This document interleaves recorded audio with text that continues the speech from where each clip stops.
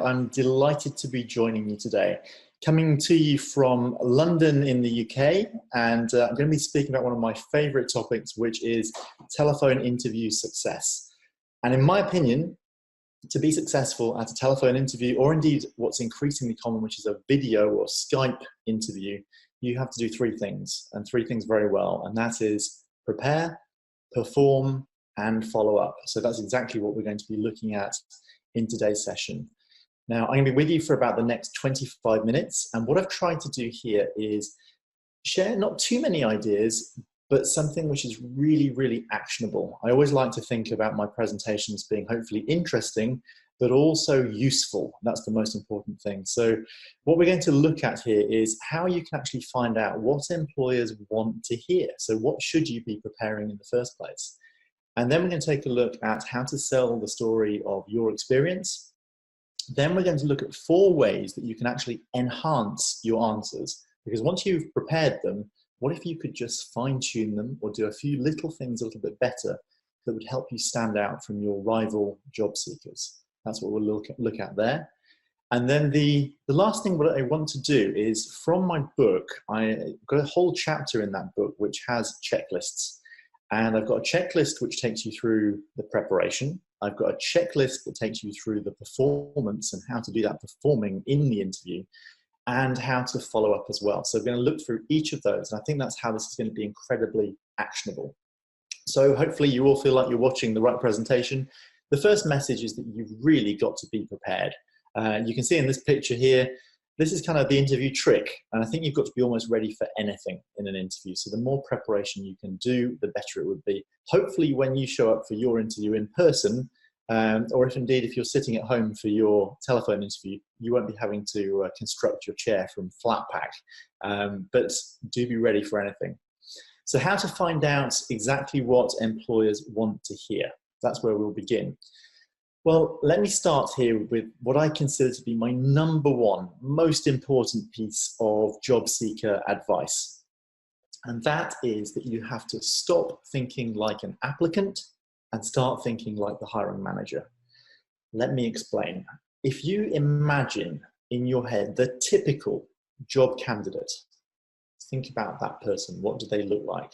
And most people in their head, they've got maybe a slightly nervous person, maybe someone who's slightly feeling judged, ready to go and try to make sure that they are worthy of doing this job. And what I'm telling you is you don't want to be thinking like that, because if you put yourself into the mindset of the hiring manager, they're not looking for that nervous person.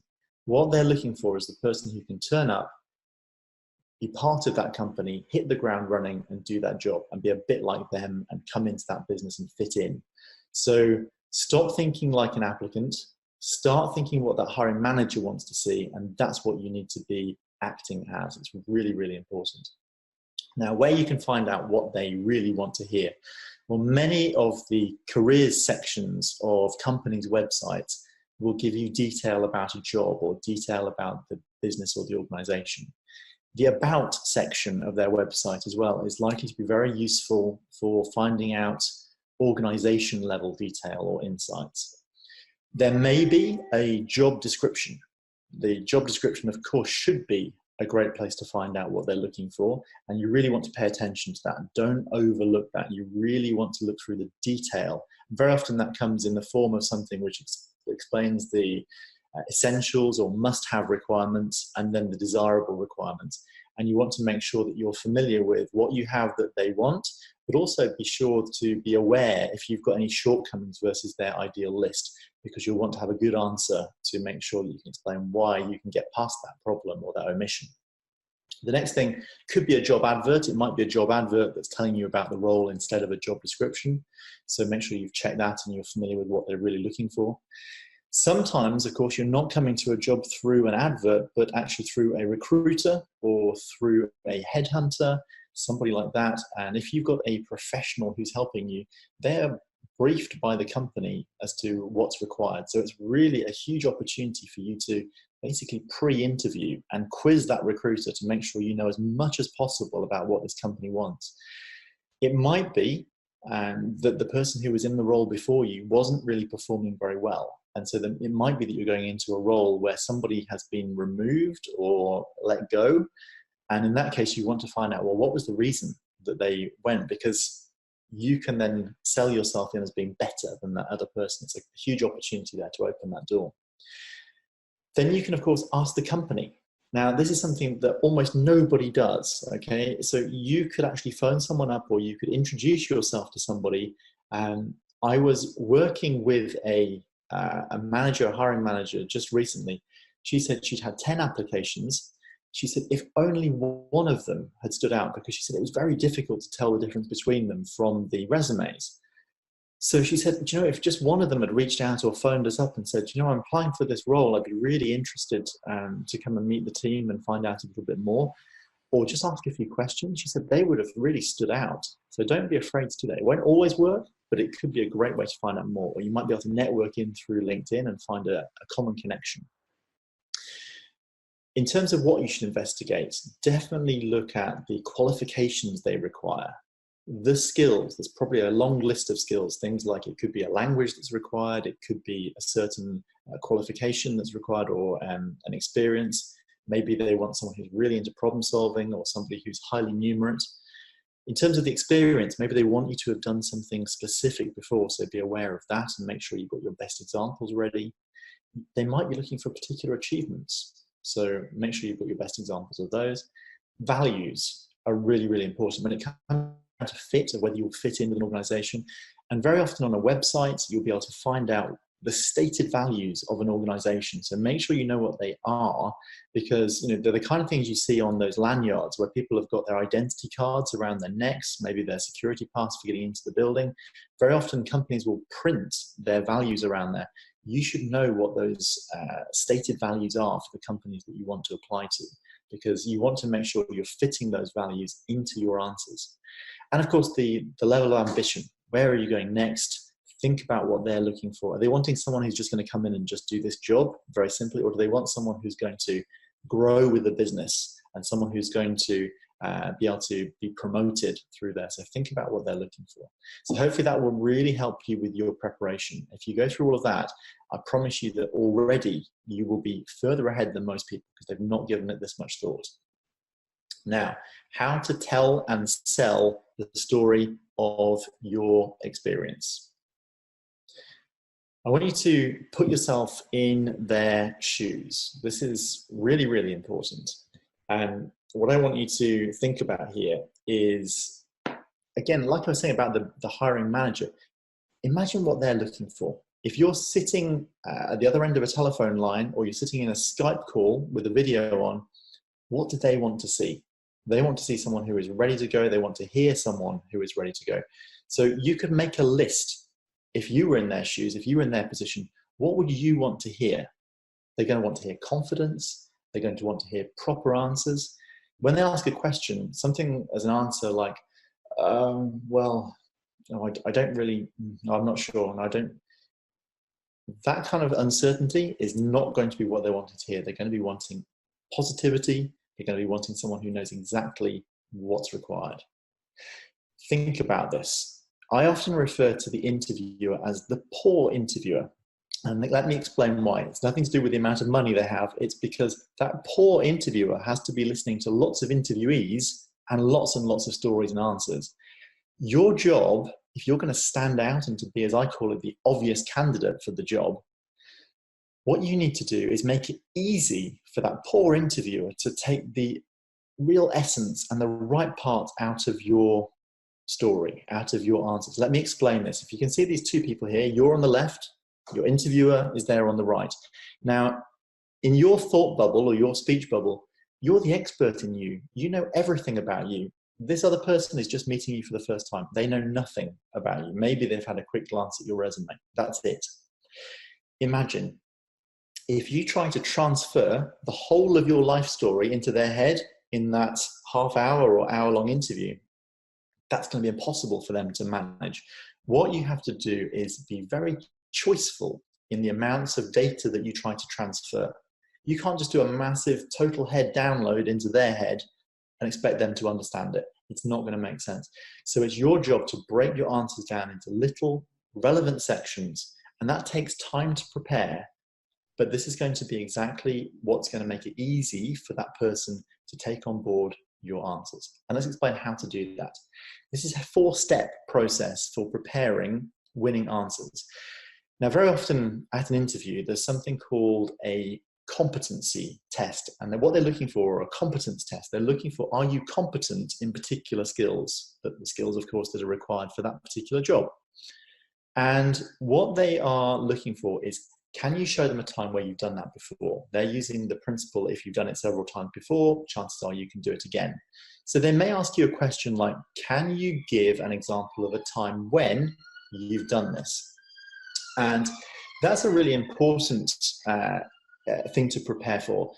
You can look down that job description and that will tell you which skills are going to be most important, which ones you're going to need to have prepared and get these answers prepared for. So to begin with, the first step is review the job description and list all of the key skills and behaviors and knowledge that's wanted.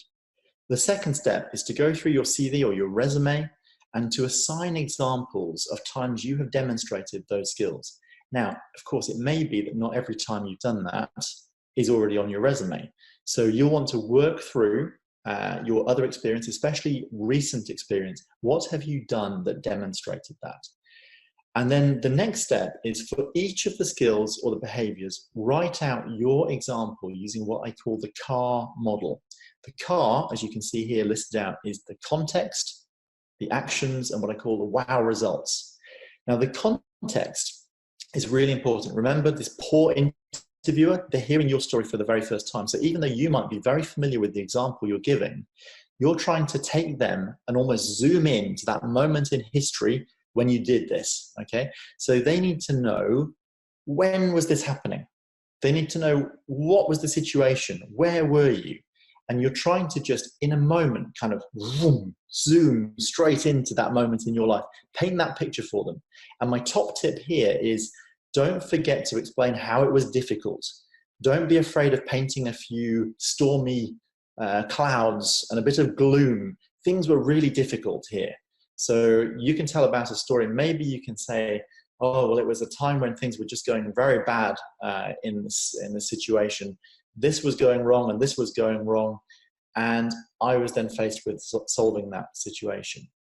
And the example here that we then move into with the actions is maybe 3 or 4 points. What were the major 3 or 4 things that you did, not that your boss did or that your friend did or someone nearby did? What did you do?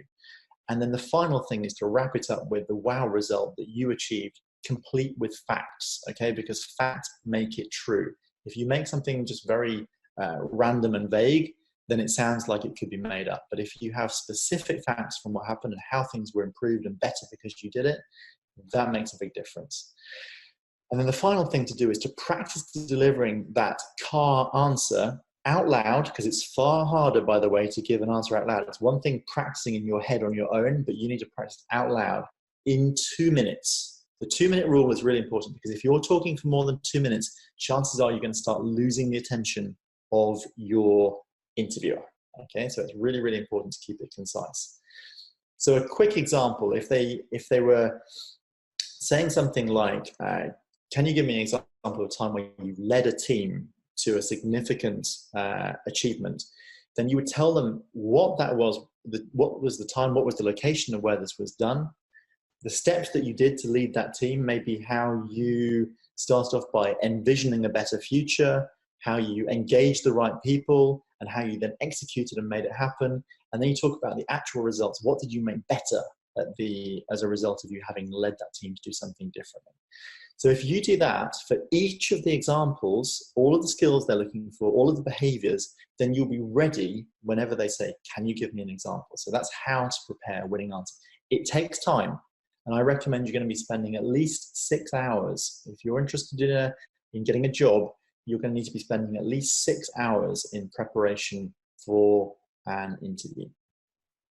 Now, there's 2 ways to tell any story. So when it comes to storytelling in a telephone interview, you could do this. You could say, well, I got started in door-to-door selling, and that might be the whole answer, and that's not enough. And let me show you the difference, because If you say this instead, well, I applied for and was accepted into a tried, tested and proven summer sales program.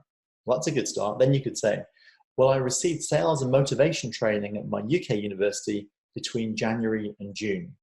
And then I attended a 1-week intensive sales training bootcamp in Nashville, Tennessee in June. I learned so many details about effective selling, from goal setting to building interest and becoming an expert closer.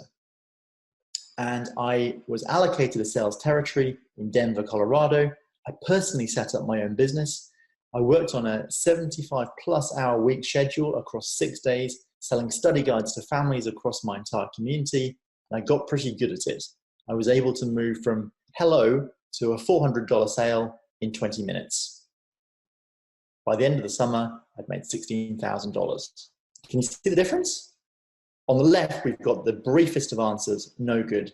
On the right, we've got something which is structured, packed with detail, and that's the kind of answer that encourages a interviewer to ask more questions and dig into the detail, and it will blow them away when you've got examples. So if you haven't got examples like that, the beautiful thing is that it's actually quite easy to go and start gaining more experience, even if it's not paid experience. Get experience anyhow you can. Invite yourself for a half day of shadowing somebody, anything you can to get experience, because you'll be able to talk about that far better than saying, oh, well, I didn't really have any experience. But you can see the difference here between a too simple story and a beautifully detailed story. That one was ending there. In fact, one more point. I was even invited back to recruit a team and return as a manager within the program next summer. So a really strong answer. Now, I told you we're going to go through 4 telephone interview answer enhancers. So here they are. You can be planning any answer, but you make those answers better, firstly, by adding more details and more facts. And you've just seen a great example of that in progress. The second thing is to tell short stories to maintain interest. Okay, you heard me already talk about a time when I'd heard something. And so that's the kind of thing, actually, there was a time when this happened. Or let me tell you a quick story. And you grab their attention. People are interested in little stories. Not long stories, short stories. The third thing is about engineering wow impacts and endings. So you can explain your story in such a way that you build up to the final result. You can say, well, it had been really, really difficult. Or in this example of leadership, it might have come from a sports situation, maybe while you were studying. Maybe you've been part of a sports. What if the winning points were scored, or the winning goal was scored at the, in the final closing moments? What you can do there is talk about what happened, how you might have led, how you might have worked within the team. And you keep interest in that because you didn't let them know who won. And then at the end of your answer, you drop that in. Not only did I help guide the team and pick us up from being 3 points behind with just 10 minutes to go, but we actually went past, and because of that, we ended up winning the game by a clear 5 points or something like that. And that way you've brought impact, drama, suspense into your answer. So it's about preparing with wow, impact and endings. And the final answer enhancer tip is about using what I call signposting and numbering. And this is really, really important. You can signpost your way through an answer by letting, again, think about this poor interviewer. They don't know how long you're going to talk for. They don't know how long the answer is going to be. But if you say to them, well, let me explain this answer in 3 points.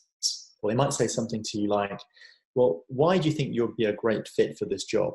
And you say, well, actually, there would be 3 reasons why I'm a great fit for this job. And then you can literally number that, count those off on your fingers and show them if you're on a video call, or tell them. You would say, if you're telling them on a telephone call, the first reason why I'd be a great fit is this, and you tell them. Then you say, and actually the second reason, if you're on a video call, you're counting off on your fingers because visually that body language is so important. You're letting them know, I'm now entering a new part of the answer, so listen again because there's something new coming up. And you say, and finally, you know what happens when you say that in a presentation, or you hear someone say that? Everyone gets the attention back to say, and the final reason why I'd be a great fit is this. And in that sense, you've signposted your way through your answer and kept the attention so that you make it easier for that poor interviewer who's listening to lots of people, not just yourself. You're making it easy for them to listen and find the best bits within the answers that you're giving. So hopefully there you can see that those are 4 simple ways that if you plan, you can make your answers so much stronger. Now, just to finish off, what I want to do is take you through my checklists. So there's lots of points in here. The first one, this is all about the preparation phase. So here are the ways of doing that. The first thing to do is print out a copy of your resume or your CV, your application form, your cover letter, anything that you use that you've sent to the company, have it in front of you, because chances are that's what's going to be in front of the person at the other end of the call or the other end of the video call. That's what they have been given about you. So make sure you have got that exact copy for you to see as well. The next thing is that you want to print out a copy of the job description in case they ask you a question about it. Because wouldn't it be embarrassing if they said, so you had a copy of the job description, what did you think would be the most important thing for you to be good at? Or what do you think you would be best at? Or they might say, what do you think you'd struggle most with?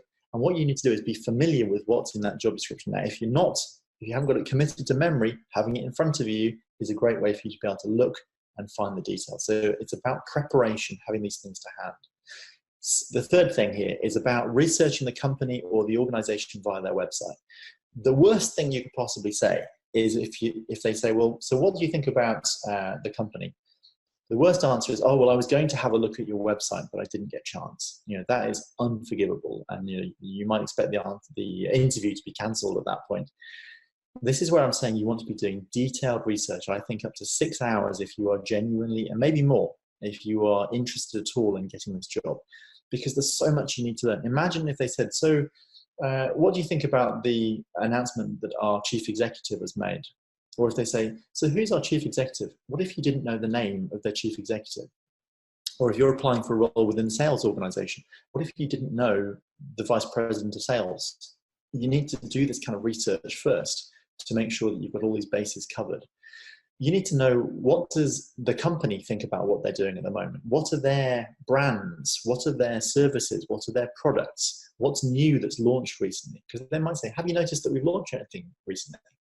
And if they have and you've not paid attention, again, that's not going to look like you've really had your eyes open and done any proper preparation for this. In many organizations, you might also want to look at their financial results. They might be available either publicly, or you might be able to find out somehow. And that's important for you because you don't want to be joining a sinking ship. So that's important to look at. Another thing would be, what do the consumers and the customers think about the business? So having a look at feedback sites, having a look at maybe testimonial videos on YouTube, that kind of thing, or what's being said on social media. So have a good look through so you've got a really good idea what's going on. That way you'll be so much better prepared. You should also not just stop at the organization itself. Who are their competitors? You need to really think through that, because maybe their competitors just launched something that's a bit of a breakthrough. You should know about what's going across their whole category. The fourth thing is to, as I say, go into more detail, researching their products, services, and brands. Knowing the key people at the business, not just the chief executive, but who are they? What have they been doing? Have they made any big announcements? Researching your interviewers. If you know the name of someone who is going to be interviewing you, check them on LinkedIn so you know their career history. And also on LinkedIn, here's a special tip. You can get a Google plugin that will actually help you to see the personality. It's called Crystal. If you look at Crystal Knows, you can get a plugin for your Chrome browser that when you go into LinkedIn, it will tell you about the personality of your interviewer. Because that interviewer, if you know their name, this software will tell you whether they are a straight to the point kind of person, or if they're a people person, they want to know about the people, or if they're analytical and they want to know about the details. Having that kind of knowledge means you can shape the way that you give your answers. So don't miss out on that one. It's called Crystal Knows. The next thing you can do is prepare answers to all the key questions. Absolutely vital, because the worst thing you can be doing in any interview, whether it's a telephone interview, a video, or in person, is be having to freestyle your answers. So for all the key questions, things like, can you tell me about yourself? Why would you be interested in this job? Why would you be interested in this company? Why would you be a good candidate for this job? What are your strengths? What are your weaknesses? Making sure you've got answers to all of these kind of questions, all the key questions, have them prepared. That way you won't be surprised. The next thing then is to have bullet point answer notes printed out in front of you. Now, if it's a telephone interview, you can refer to that. Now, you might have it on a screen in front of you, or you can have your answers printed out. That way you're not going to miss out some of your points. If it's a video call, you can still be smart, because all you have to be doing then is looking at that webcam. You can have your answers or your notes printed on the screen. And you could either do it with a post-it note and literally stick it next to it with some notes, or you could have it on a note piece of software on the screen as well. Practice saying your answers out loud before the call. Okay, it's so different saying an answer out loud than it is to actually just going through it in your head. Really practice it out loud. It makes such a big difference. You'll have to do it several times before it all trips off the tongue easily. Have a separate page listing questions that you have for your interviewer, because very often at the end of the interview, they'll give you a chance. They'll say, is there anything else you'd like to tell us? Which is a golden opportunity to tell them something great about yourself. Or they might say, do you have any questions for me at this time? And so having something which is prepared. Now, I always say, because people say, what's the best question to ask? And I don't believe there is a best question, other than the best question is the one that you want the answer to. But definitely have something prepared as well. But I don't believe that you can just ace that part of the interview by having a stock question that you just read about in a book. The most important thing is what you need to know. And it could even be, what would be the next part in the process? So point number 11 here, have a couple of pens ready so you can take notes if necessary as you speak. They might ask you a 3-point question. It's useful if you just need to take a quick note to have something to hand. Call ahead to confirm that you're going to be there, or you could email, but just make sure that you confirm the start time and your contact details, whether it's a number that someone's going to be calling. Make sure that there's no problems with the logistics of your call and the timings of your call. Number 13, ensure that you have a 100% disruption-free environment. So you want to be turning off the mobile phone, turning off all your social media notifications, everything gone. Make sure that you are completely disruption-free. And if you live in a shared house or you're working from a dorm or anything like that, let people know, I'm not available. If you're at home and you've got animals, get them out. Everything is gone, and let everyone know, I'm doing this for this amount of time. Don't disturb me, so that you've got 100% concentration on what you're doing. Now, ensuring that you've got a landline, I mean, that's sometimes pretty difficult these days, but ensuring that you've got a telephone connection which is really stable. Maybe you're going to be speaking through Wi-Fi. If you're going to be speaking through AirPods, for example, make sure that you've got everything fully charged before the call. But whatever it is, make sure that you've got a rock-solid connection. Whether it's a landline, whether it's a great signal on your phone, you don't want to be cutting out, or you're having your phone so you can't hear what the interviewer is asking you. That would be a disaster. Turn off call waiting, all of those things. Turn off any other notifications, everything that you need to do out. And then point number 18, dress the part, okay? So even if it's a telephone interview, I strongly advise wearing something smart. Dress for success. You'll find that that sets you up, changes your mindset, and lets your mind know that you're there for business. So, and especially then if you're going to be doing it on a video interview, you need to be dressed as if you're actually going to meet them in person. You're really smart. Do your power posing now. I don't know if you've, before you begin, and take 5 to 10 deep breaths of fresh air. That's exactly what you need to do. The performance piece here as well, just to make sure that we're going through that. When you're actually in the interview, start with your strong prepared opening lines. So you set a confident tone. Make sure you know how you're going to introduce yourself. Smile through your interview and keep your voice sounding warm and engaging. Make sure you're speaking into the microphone. Make it easy, not frustrating for your interviewer to hear you. Speak slowly and clearly. Include your interviewer's name every now and then. It's going to really personalize your answers. And if you can try to avoid talking over your interviewer, that's going to be really important as well. So if you do apologize and listen, but because it's down a telephone line, you need to make sure that you're just listening and you're very clear what they're asking you. So really be listening hard. Their words are giving you the instructions that you need to follow on and succeed. Adopt a relaxed pose. If you're on video, as well as if you're just actually on a telephone call, but sit back, shoulders down. If you try this now, try sitting with the palms of your hands flat on your thighs, and then drop your shoulders down and breathe. And you'll just find that that's a very relaxed position. And in between the answers that you're giving, if you can relax and come back to that position, you'll find it kind of centers you and brings you back. And keep breathing, because your brain needs the oxygen. You're doing something really intense. There's a lot of pressure in an interview. Keep breathing, keep it slow and steady. Take a deep breath between answers to get plenty of fresh oxygen to your brain. Listen very carefully to every question and then answer that question specifically, and don't over answer it. Keep it moving fast. That's why we have the 2-minute rule, so you keep your answers short and punchy.